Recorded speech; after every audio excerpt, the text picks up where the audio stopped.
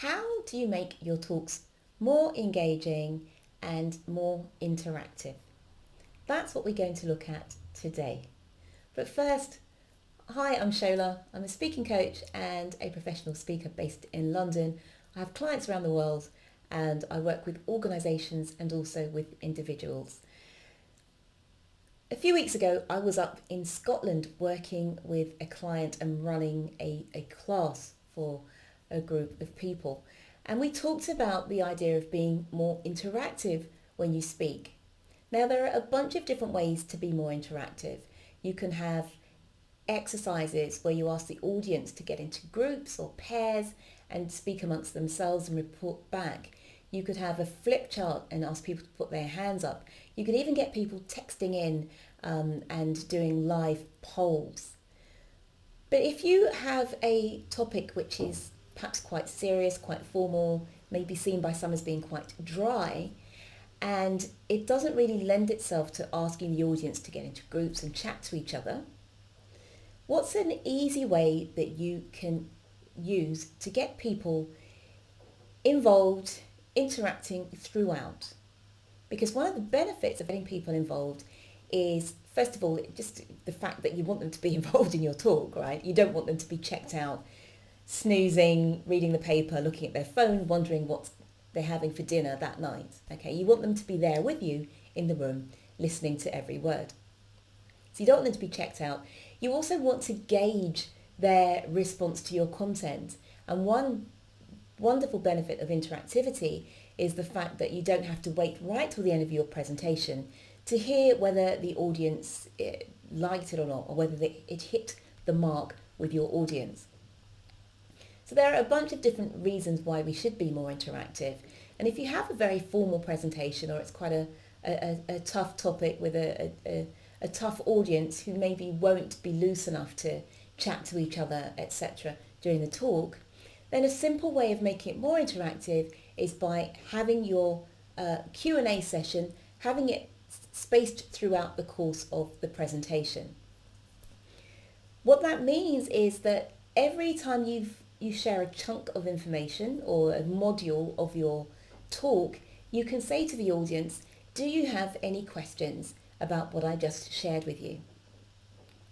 Now, the benefit of doing that is not only that you are not having to wait until the very end to hear the questions, but also that if things aren't quite right, or if it's not pitched in the right way to the audience, then you are alerted to that early on in your presentation.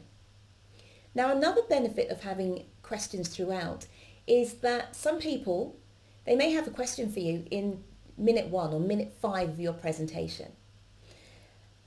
If you make them wait until the Q&A, you might find that their enthusiasm to ask a question, their desire to speak up, it just fizzes out right by the end. So it fizzles out by the end. So they just have lost interest. Right? They got frustrated, they wanted to ask early on, by the end they just can't be bothered. So you avoid that situation happening. And in addition, even if it's a very formal topic, people are used to Q&As so much more than they're used to sharing with the partner or getting into groups. So the idea of having the Q&A throughout the talk isn't going to throw them off or make them feel that this is very avant-garde or throwing them out of their comfort zone.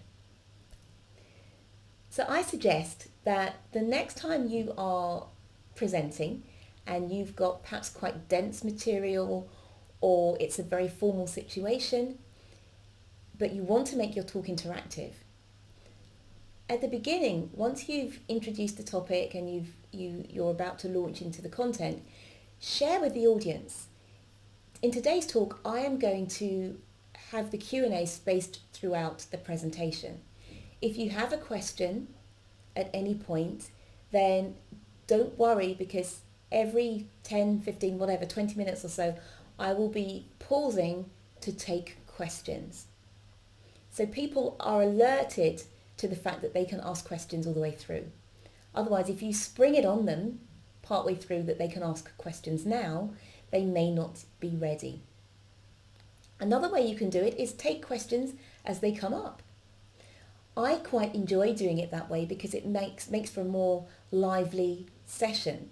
But if you know that you've rehearsed your content and it could throw you off if someone's putting their hand up asking questions all the way through, then as I say, you can have certain moments which are premeditated, if you like, or prepared for, where you pause, you ask for questions, and then you carry on. You deliver the next block of content or the next module of your speech, and then you ask for questions again. I've talked about the benefits of interactivity before, but what you will typically find is even if you have questions throughout the talk, by the time you get to the end and you have a full-blooded Q&A session, if you want to include one, you'll find that people are much more lively, they're much more participative, and they're feeling like they are part of the presentation. So all the way through, they are helping to shift the course of the presentation with their questions.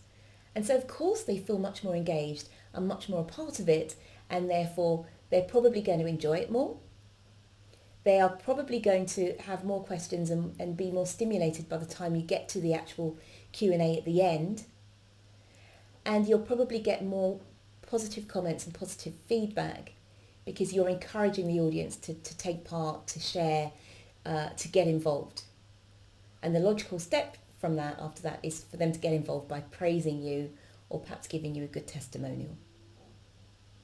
Another excellent thing about having questions throughout is that if the event organizer or the whoever brought you in, the stakeholder, is in the room, they get to see firsthand how effective your talk has been and how engaged the audience has been.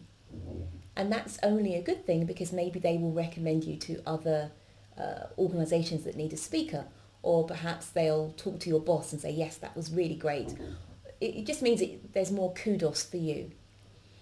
So all in all, I think it's a great thing to have questions throughout the presentation in lieu of some other kind of interactivity. Give it a try, report back, contact me on LinkedIn, let me know how it goes. Look forward to hearing from you, and I hope that's a helpful suggestion. Take care. Bye.